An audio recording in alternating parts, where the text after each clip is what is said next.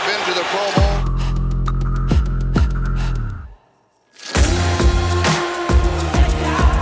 A lot of people say that this is the best linebacker for the National Football League. Hi, I'm Pat Swilling. We'd like to welcome everyone in here. We're talking to the newest New Orleans Saints, Zack Baun. We're just going to chop it up, talk a little football, and have a little fun.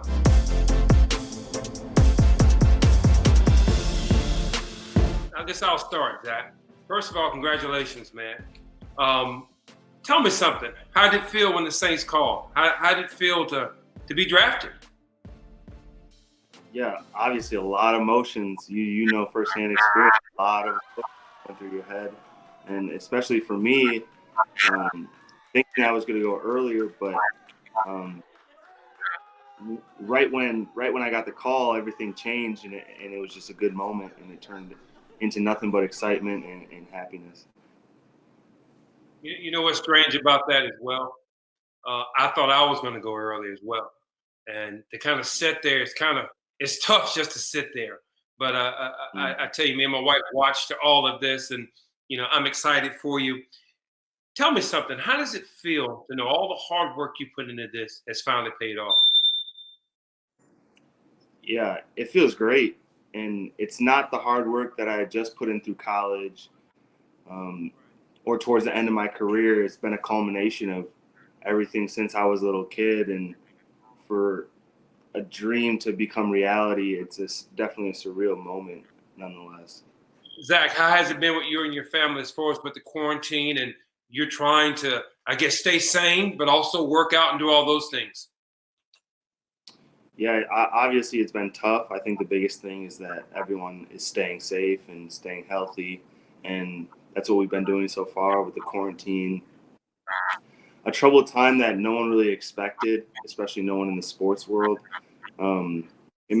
It doesn't make things difficult for just me, and you really got to understand that it's affecting a lot more, and it's a lot bigger than just yourself. So me not having the same access to a workout facility isn't the biggest problem. It's the people that are unfortunately passing away and affecting health-wise that we really need to protect. But fortunately enough, at a time like this, you got to know who you got to know, and you got to have connections to be able to get in the gym and continue your training.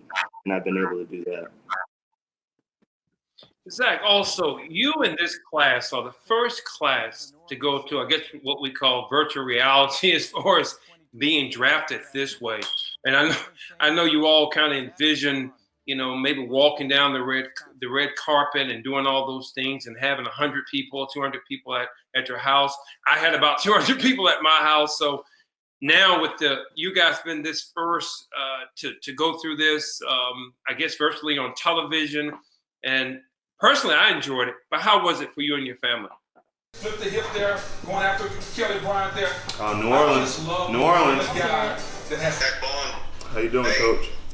Outstanding. You're going to be a New Orleans Saints. Thank you. Congrats. Thank you.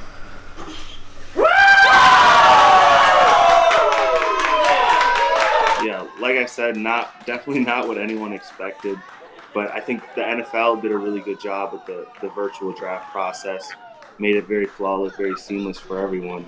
And the moment was special nonetheless. So it didn't take away from any of that. Well, that's great. That's great. Zack, and I want to let you know, do you know what you're walking into down here in the Dat Nation? Have you heard about the Dat Nation in New Orleans? I've heard some good stories, and me and my girlfriend have vacationed down there before, so I've definitely seen one side of it. Excited to see it as a whole and encompass and really feel Dat Nation. Hey, Zack, I had the luxury or the opportunity to play here as well as I played for the Raiders the last 5 years of my career. When it comes down to fan base, let me tell you, there's no better fan base than the New Orleans Saints fan base and the Dat Nation. The Raider Nation, they're right up there too, but man, you're going to enjoy being part of this. And you're going to have to – have you ever eaten crawfish? I have never eaten crawfish. I've had a po' boy. We've been to Cafe Du Monde and have the beignets, but I'm excited to try my first crawfish and rip the head off. My next question for you is, I know you've heard of the great tradition of linebackers we've had here. Where do you think you fit in? What are some of the pluses that you bring to the table? Yeah, I think I played on the edge in college in a 3-4 scheme solely. So I've been on the edge, but I'm a versatile guy, and I've gotten to do a lot of different things, whether it's rush the passer, drop into coverage, do a lot of different things. And I think that's my biggest attribute, and that's really what I bring to the table is versatility. I'm excited to do a lot of different things, and talking to Coach, he's got a lot of things that he's been thinking about, ways to utilize me and just use my potential to the fullest. I'm ready to come in and make an impact right away, no matter where that is on the field. That's great. You know, I listened to Coach Payton this morning. He was talking about you, and that's some of the things that he mentioned. He thought you were a versatile athlete, that he could put at Sam, he could put you at the edge rusher, you can drop in coverage, you can do all those things. And, you know, I think the league has changed somewhat since I played.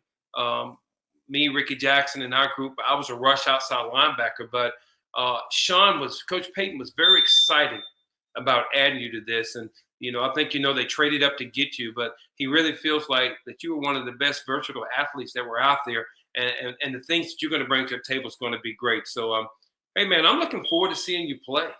I watched you guys on television this past year. You had a great year this year.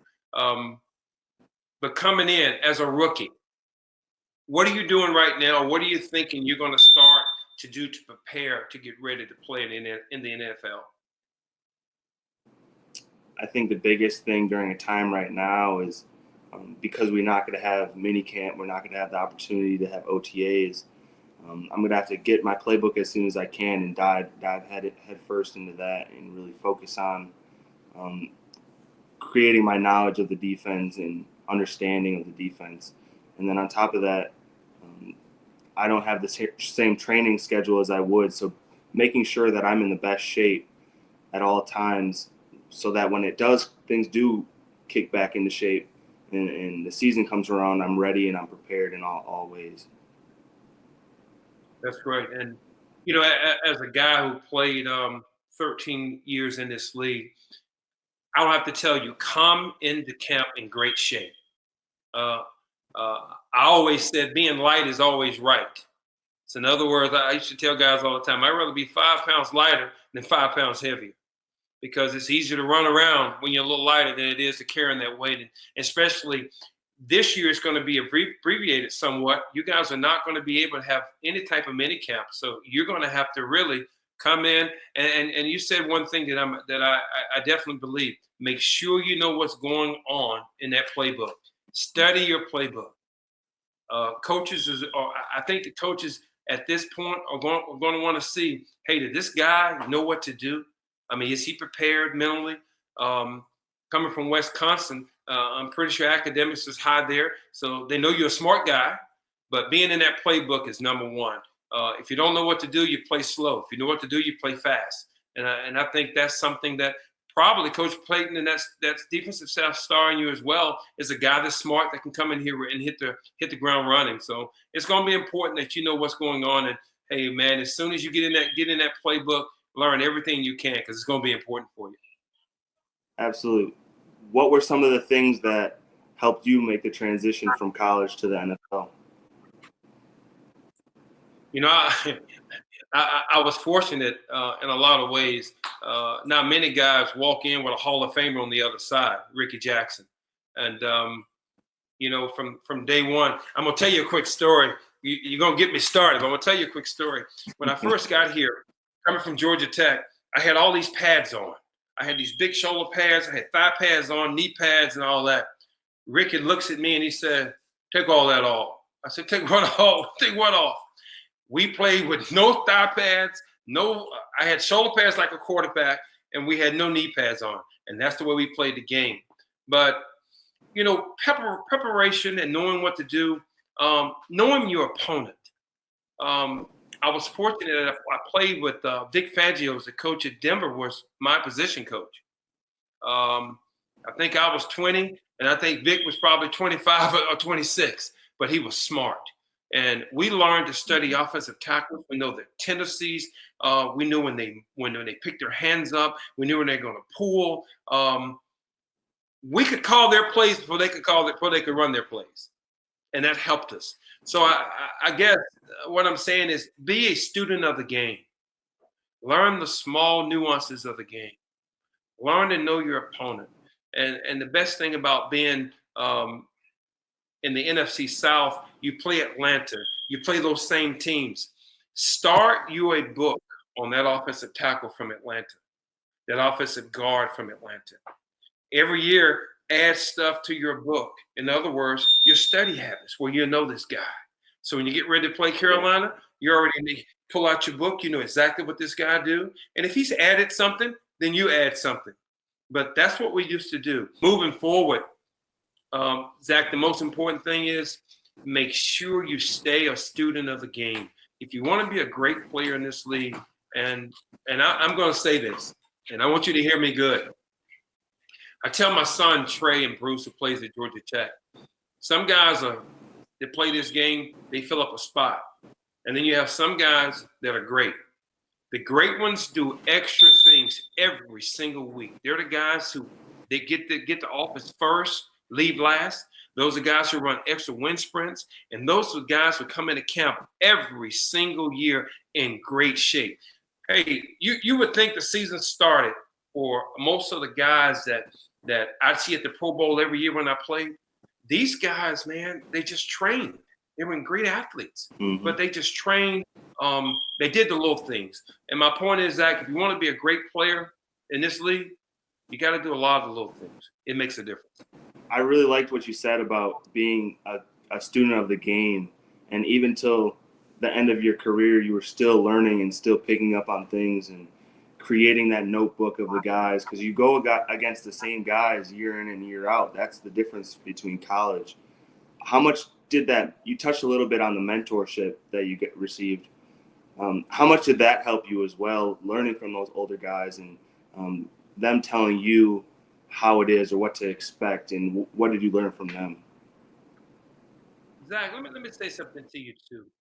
It's not only did I learn from Jim Wilkes, who played defensive end, and when you get here, you'll learn some of these guys. Frank Warren, who played on the other side.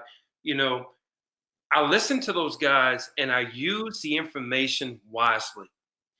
The problem young guys have these days that I see is they don't listen to nothing. They think they know it all. And I really mean that. And I hope you understand where I'm coming from. Look, when you're a sponge, there's a difference. I had Ricky Jackson on the other side, who was a 4 or 5 time Pro Bowler. I listened to by the way, I took off all those pads, okay? I took off all those pads he told me to take off. I took them off. My point is I listened to the guy. The next thing I know, a year and a half later, 2 years, I'm in the Pro Bowl. I played in the Pro Bowl, 5, 6 times. I was Defensive Player of the Year in 1991. Zach, I sat here as a guy. I just told you I was a 1991 Defensive Player of the Year, 3rd round pick, just like you. Just like you. You know how many guys, Zach, do you know how many guys went before you in this draft that were linebackers that played your position? Did you count them? How many guys went before you? 5 or 6. 5. Are they better than you? In your mind, you think they're better than you? Nope. And they weren't better than me either. I had about 10 or 12 of them went before I did. I mean, there was a run on linebackers that year. Give you all the information. Myself and Charles Haley were 3rd and 4th round picks. Charles Haley is a Hall of Famer right now. They had 102 sacks, I think, for his career. I had 107 for my career, and I was 1991 Defensive Player of the Year. And we don't know yet why I'm not in the Hall of Fame, but it is what it is. So that's for another conversation me and you will have. But my point is, it doesn't matter where you drafted. Don't worry about that. Hey, man, go play your butt off. You have something to prove. Great players have something to prove year in and year out. If they tell you they don't have something to prove, they're lying to you. Because if you want to be great, you always I'll tell you something too. That I'm gonna give you a little information. No matter what you do in the first year or your 15th year, every year in the National Football League is different. So in other words, prepare that way. Don't worry about what you did with them 15 sacks last year. You hear me? It's a new year. Yes, So you got to go play and get 15 the next year, 15 the next year. In other words, have a short memory. Even the bad stuff. Have a short memory. Learn to continue to move forward no matter what happens. Even as you play year to year. You have a bad game, hey, take what you had that was bad, take what you had was good, and move on and get ready for the next ball game. But that's part of this league. A lot of guys don't know how to do that. And that hampers your ability to play and to be the best you can be. Okay, tell me a little bit more about the history, tradition, the city, and what to expect as far as that goes. The expectations of this city is for the Saints to play in the Super Bowl every year. And when we don't, we're disappointed. Last year, the loss to Minnesota was devastating around here, man. We thought we were going to win that ball game. We thought we'd be in the Super Bowl. This city loves you. That's another thing. Man, the fans are going to, they're going to love you. I'll say something to you. I'm as popular, I think, today as I was when I played back in 1986, 87, all those years. They love me. I stayed here in the city. I'm in the real estate development business. But they love me and I love them as well. It's a wonderful place to walk around every day and be a Saint. They still talk football to me, and they're going to talk football to you every day. Hey, you're not going to get much rest here. The fans are going to love you, man. They're going to love you. And that's what you want. I mean, that's what you want. Football in New Orleans and in Louisiana and all over the Gulf South is number one. I mean, this just is. You're lucky to be a Saint. You're fortunate to be in a city where football comes first. Absolutely. My other question was, tell me a little bit about how you rush the passer. Well, let me ask you a question. I guess is that part of your game that you? Well, I was a passer. I mean, that's just what I did. I loved it. I mean, is that the strength of your game? You think, or is that something?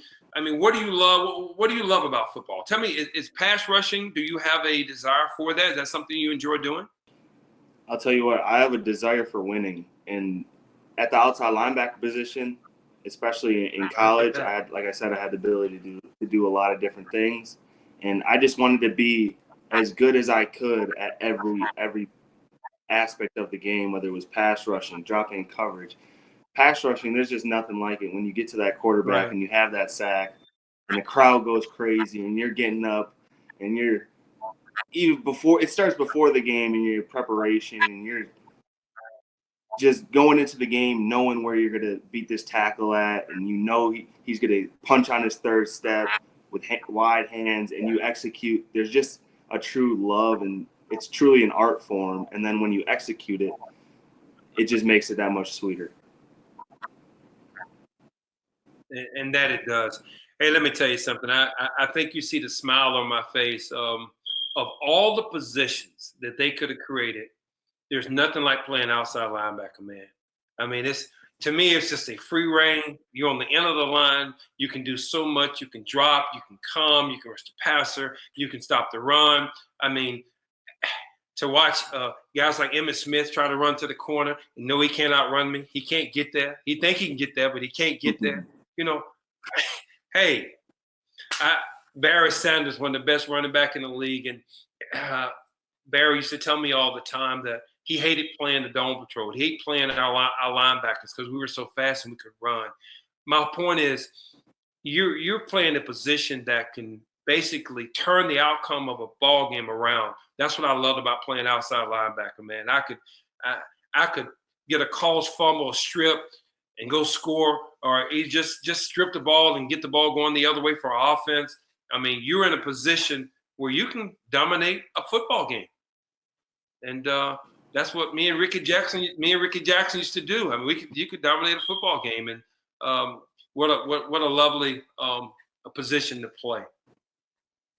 Zach, you got anything else for me, man? I mean, I've enjoyed this. We could talk forever. I'm pretty sure they don't want us to, but you got anything else for me, man? I look forward to meeting you.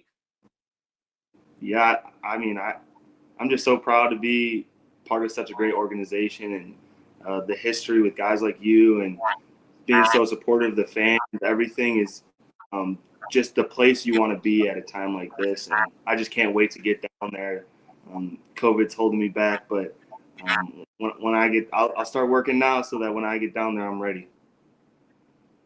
That's great. Well, we look forward to you coming. I'm excited for you. I'm excited for the organization to have a player like you. When you get here, I'll look you up, have you come over to the house and feed you some gumbo and a few other things, and get some crawfish, and teach you how to suck the heads and all those things. And you'll fit right in, man. You'll fit right in. You're gonna love being a Saint. The organization is first class. Miss Benson and Mr. Benson, Miss Tom Benson, who's passed, but Mickey Loomis, the whole organization, Coach Payton, they're first class, and they treat us, the former players, like first class, and that's what you want to be a part of. You want to be a part of a first class organization. So, hey, welcome to the Saints, and we'll be here to help you any way we can. Pat, thank you so much. It was great talking to you. A Saints legend. It's not too often that I get to have interactions like this, but it was definitely worthwhile, and just so grateful to be a part of such a great organization, Dat Nation.